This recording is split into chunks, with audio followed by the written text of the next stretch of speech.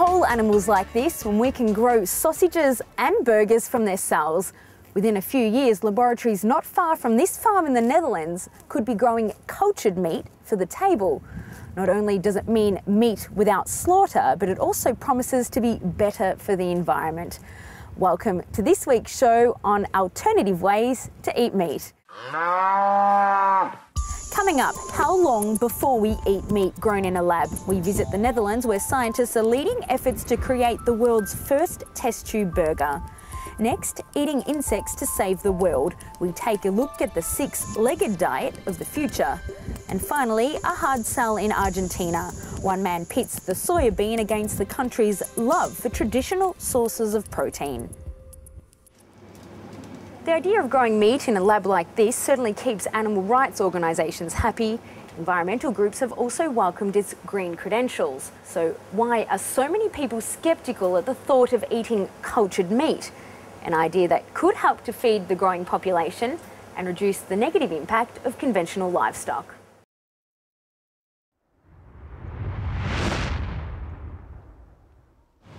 Is it time to meet your new meat? Synthetic muscle laid out on a plate. What I have here is a plate with 6 pieces of muscle tissue. So these have been grown before. It's early days, but the recipe has already been developed. Take a tissue sample from any animal, ideally a pig or a cow, extract the stem cells and soak them in a high-protein liquid. Grow them under tension to build up bulk. Finally, mince the new fibres into a steak. Admittedly, the last step is still being fine-tuned. For now, the result looks more like calamari, minus the taste. I think taste will come when we have myoglobin, hemoglobin, all those things. And those things are still what we need to make. There's many other factors to consider before this becomes an edible burger. For example, developing the texture of meat. Whether grown in a dish or attached to an animal, muscles need stimulation. Here, an electrical current, the equivalent of exercise in a lab. This setting is far from nature, but it's the environment it could eventually help. If we go for cultured meat, instead of farming of animals, we can reduce land usage to 1% only what is used now. We can reduce the animal suffering, we can reduce methane gases, so greenhouse gases, CO2 production, all those things. Isabel doesn't eat meat. She would prefer other people didn't either. Her animal rights organisation is behind synthetic meat. It's even put an offer on the table. Peter is offering a reward of $1 million to the first scientist and the first company that is able to put in vitro meat on the market. That means it must also be affordable. The world's first test tube burger could cost more than €200,000, but industrial scale production might see the price plummet to equal or less than that of real meat.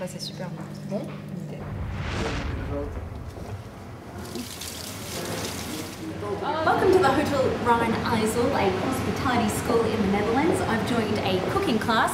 Chef, can you tell me what is on the menu today? Quiche Lorraine. It's quiche Lorraine, but it's quiche Lorraine with a difference. The principal ingredient being bacon normally, but instead here we have a rather special addition, the mealworm.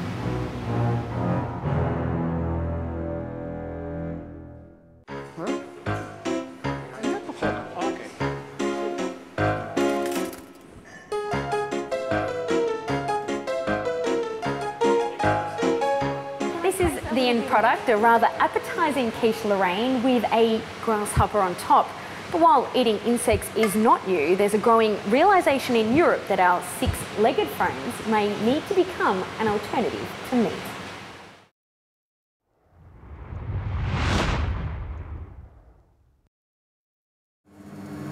These are organic grasshoppers, better fed than the garden variety. Ruud Meertens has never counted how many, at least tens of thousands are breeding in this small space. Too many pigs in a small room, it's not possible. With insects, it's normal, it's natural. And that's the reason they like it all together. Most of these will be sold as pet food for lizards, iguanas and other animals that like them as a tasty treat. But more recently, there's been a new business: grasshoppers for human consumption. These ones, they are almost ready for eating. We sell them alive, and then they fry them dry and packing them, and then go to the Sligro. Sligro is a wholesale supermarket here in the Netherlands. We sell a different kind of insects or bugs. Rude's dried grasshoppers are sold here, alongside mealworms in a tub. But sales have so far been slow, and not just because of the price. Just the idea, I think, of the worms into my food. No, thank you. But insects do have a long list of selling points. They're high in protein and vitamins, and they're also low in fat.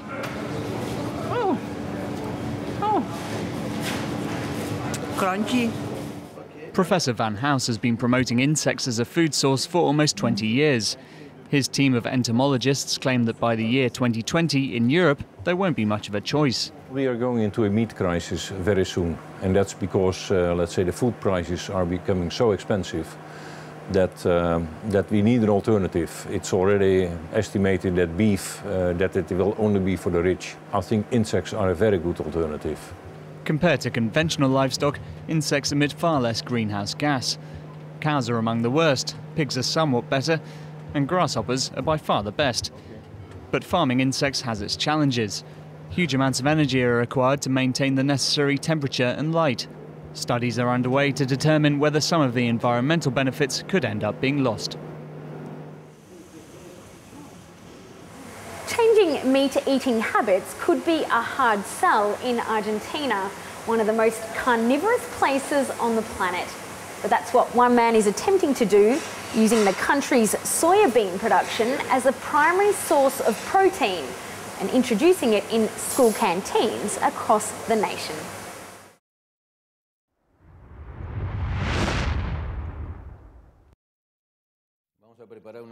The 2001 Argentine crisis changed Miguel Colombo's life. Previously working at a lingerie firm, he is now overseeing his own groundbreaking business, soy-based food. Farmers in the Argentine Pampa have increasingly moved from cattle to soybean production, but this has not yet been followed by a change in people's eating habits. Untreated soybeans are not naturally digestible by humans, so first he had to invent a way to make them edible. You have to soak them for 10 hours and then cook them for 15 minutes.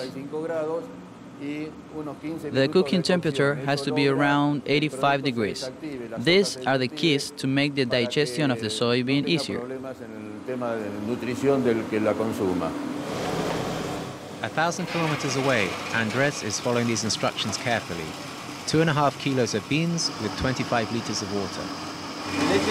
We'll get something like 25 liters of soya milk. In the kitchen, the machine got its own nickname, the mechanical cow. It produces a milk that contains 4% protein, slightly more than from a real cow. But it also produces pulp. Here we have what's called okara. This is what's left after the pureed soybeans have been filtered. It's like a paste, and you can make all kinds of food with it. Delicacies, mayonnaise, hamburgers. But they haven't all gone veggie yet. No, that's pork. For this agricultural high school, soy-based food is a great nutritious alternative. 100% vegetarian meal full of goodness and with 0 calories. A real change of diet. We've got 22 sows and 2 hogs here. We still make pork sausages, but when we first introduced the soybeans, it was groundbreaking. Now parents also ask for schnitzels at the school meetings. Soy schnitzels, of course. It looks like the addition of soy-based food has gone well. They like both, meat or soya. It's all the same to them. Everybody is happy with the new menu choices, but as ever, people still have their favorites. One's better than the other. But which is better, meat? Of course. Cuisine is ever evolving, and it appears that the time of the soy hamburger has come. By purchasing Miguel's $5,000 machine, this self-managed school has been able to halve the number of cows slaughtered per year from 20 to 10. Expanding the menu while tightening the belt, truly a winning recipe. And finally, if eating lab-grown meat or insects doesn't take your fancy, then there is one other option being developed in Japan. Mitsuyuki Ikeda at Okayama Laboratories is extracting the protein from human excrement, adding food colouring and a little soy to make a burger that apparently tastes like beef. The result is 63% protein and 1/4 carbohydrates. The researcher admits there's a psychological barrier to overcome before people start eating meat made from human faeces. And that's all from us. Thanks for joining us here in the Netherlands, and be sure to stay with us for more environment news next week.